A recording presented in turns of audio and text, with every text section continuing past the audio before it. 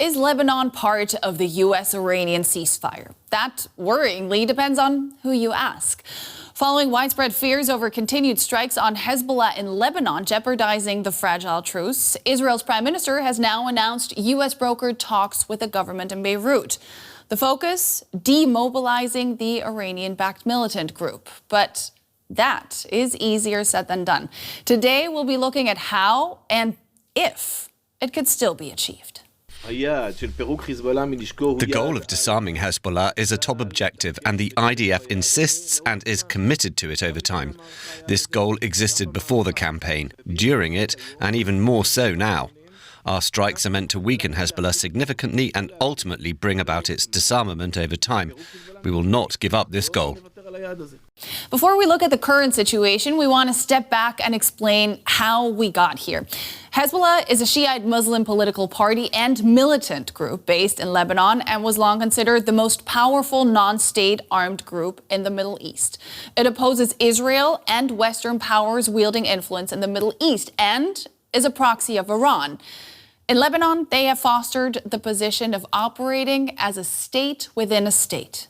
Hezbollah is not solely a militant organization, though. It is also a political party deeply rooted in Lebanon's political and social landscape. The group provides its supporters with extensive social and medical and financial services. Often it steps in places where the state itself has failed. In times of crisis, like in the course of this confrontation, when Hezbollah launched rockets towards Israel on March 2nd, we have noticed that the political wing of Hezbollah was not necessarily aware of this operation, and that it only reacted to the operation after sometimes it took the political wing of Hezbollah at least 48 or 24 to 48 hours to digest the event and start acting accordingly. So we're noticing that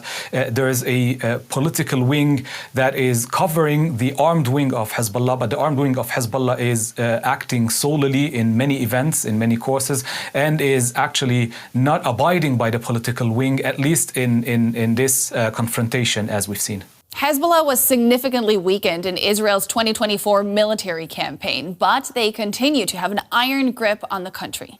Well, let's be realistic. Lebanon's government has a very limited leverage on Hezbollah, was funded and backed by Iran since the 1980s, and it maintains very deep political and religious ties with the Iranian regime. So unless the government decides to basically face Hezbollah and disarm the militant group in some sort of force, there's not much the government can offer. Hezbollah is heavily armed and heavily equipped, and it's a major source of power. It is widely seen a state within the state here in Lebanon and even in the region.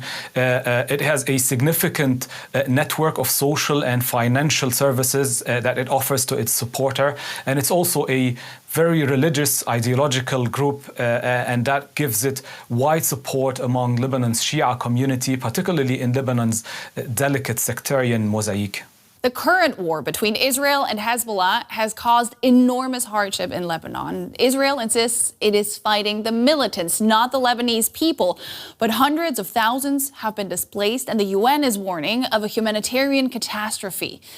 Where does that leave support for Hezbollah? The question of Hezbollah it has always been divisive here in Lebanon. Some see the group as a resistance to Israel's occupation of Lebanon. Others see the group as an Iranian proxy, and it serves Iran's interests over Lebanon's here in the region.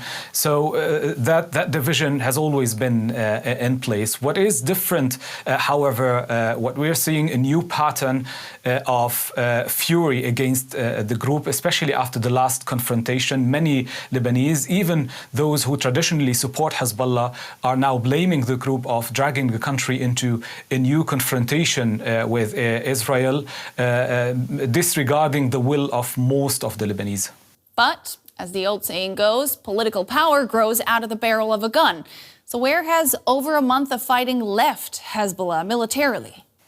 So we know that the militant group received huge blows during the 2024 confrontation with Israel, including the killing of much of its leadership. The party has been very restrictive on information regarding its losses in this ongoing confrontation with Israel. So we don't know really how much military capabilities are left for the group, but we know that it is still able to target vast area in Israel, even if it's not in the same intensity as it used to do before. It is also still equipped with thousands of drones and rockets at its disposal. It also has thousands of fighters that are still trying to push back the Israeli troops' advance in southern Lebanon.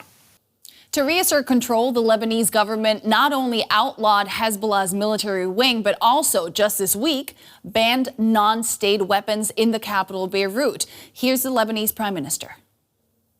The army and security forces are requested to immediately reinforce the full imposition of state authority over the Beirut governorate, to monopolize weapons in the hands of legitimate authorities only, strictly enforce laws, take the necessary measures against violators, and refer them to the judicial authorities.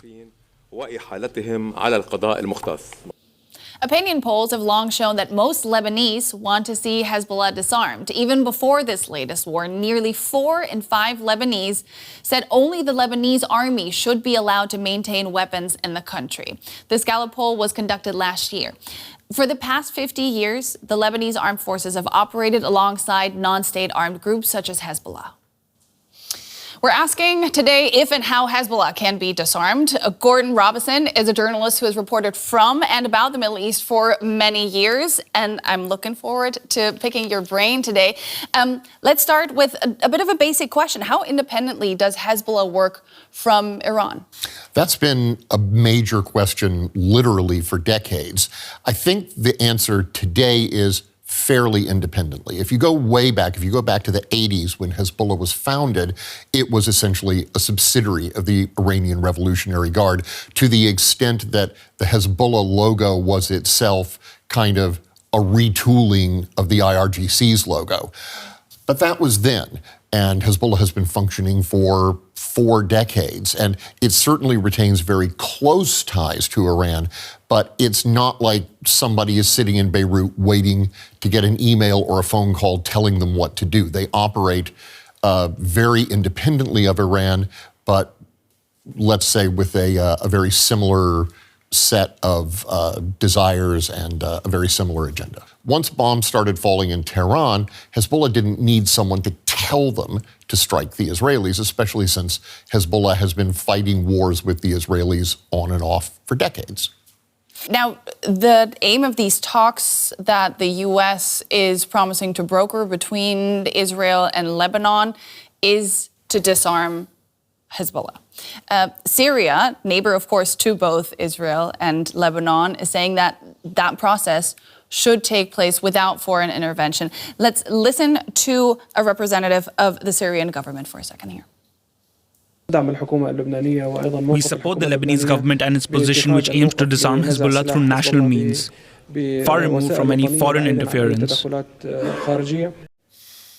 In your opinion, who can disarm Hezbollah? Iran, Lebanon, Israel, none of the above? How do you see it? I think Hezbollah, well, to take first things first, I think Hezbollah has grown over the decades in such a way that the Iranians probably couldn't shut it down even if they wanted to. And to be clear, they don't want to.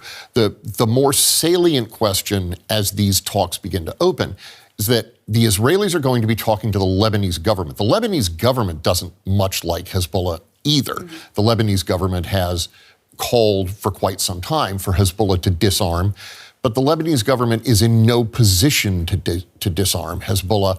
So I think the big question is, what exactly is the point of these Israeli-Lebanese talks? Hezbollah isn't going to be party to the talks, and the Israelis are talking to a party, the Lebanese government, that everyone acknowledges is not in a position to force Hezbollah to do anything it doesn't want to. So I'm not...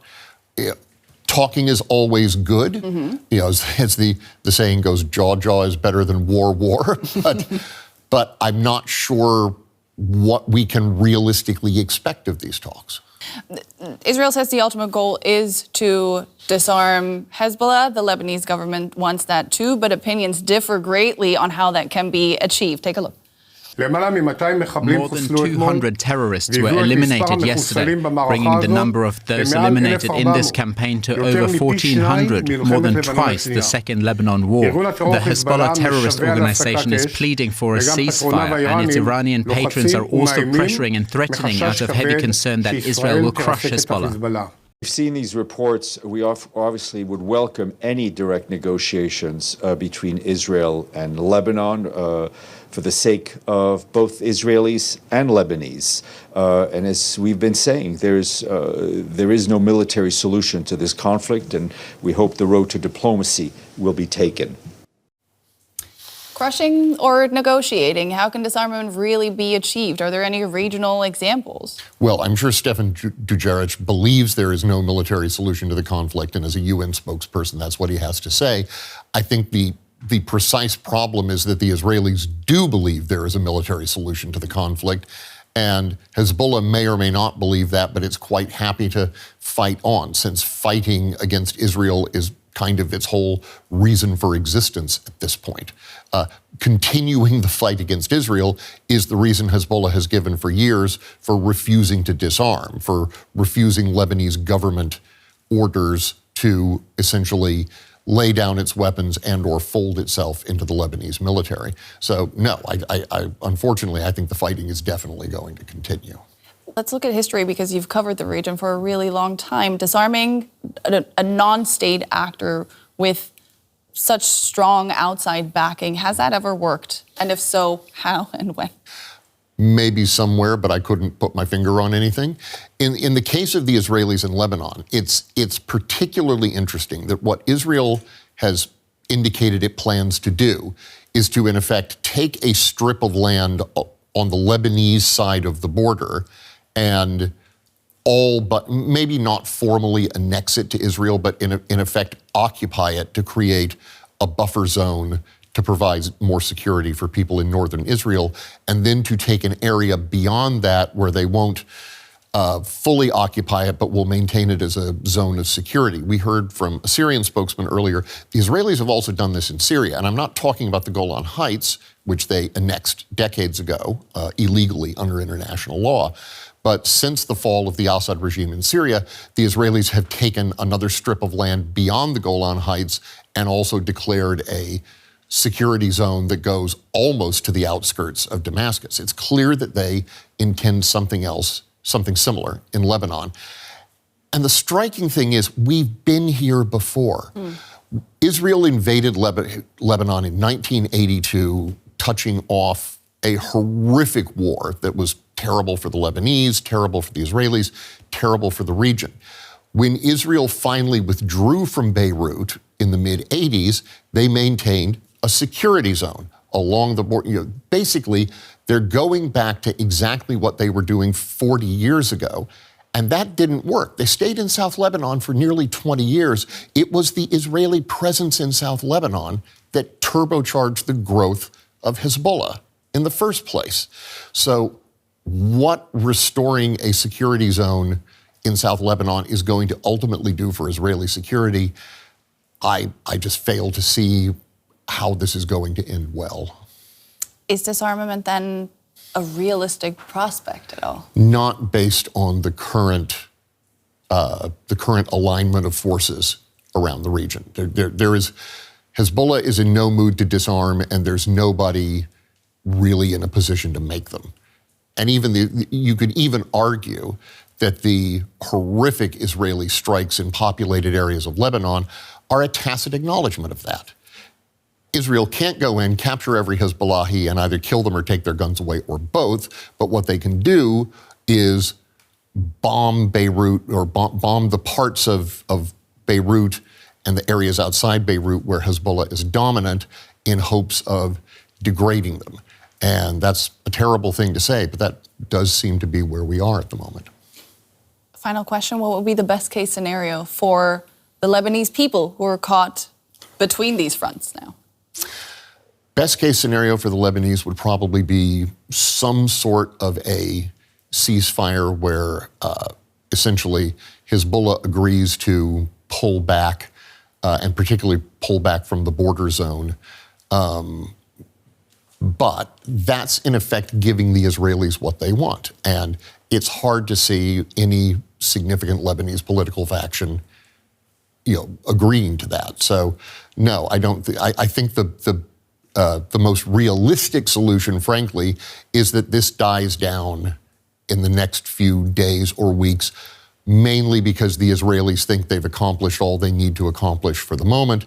But the terrible fact is what that means is that, it kicks up again in a few months or maybe a year or so, and we are caught in this cycle between the Israelis and Hezbollah that we've been caught in, sadly, for 2 decades. That was Gordon Robison with his take on this volatile situation. Disarming Hezbollah, he says, is extremely unlikely under the current circumstances. I hope we could help you understand this highly complex issue a bit better. There is a lot going on, so make sure to check out the rest of our coverage. For now, though, thanks for joining me. I'm Nicole Furlich.